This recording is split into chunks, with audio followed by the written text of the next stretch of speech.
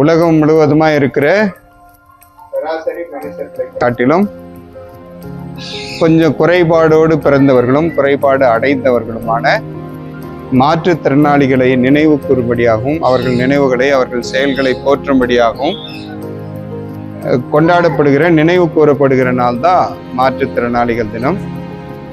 ஒரு கை இல்லாமலோ இல்லை ஒரு கால் இல்லாமலோ பார்வை இல்லாமலோ தன்னுடைய வாழ்க்கையை நகர்த்தி கொண்டிருக்கிறவர்களுடைய நாளை நினைவு கூறவும் அவர்களுக்கு சேவை செய்யவும் அவர்களுடைய நலனிலே அக்கறை கொள்வதும் தான் அந்த மாற்றுத்திறனாளிகள் தினத்தோட முக்கிய நோக்கமாகும்.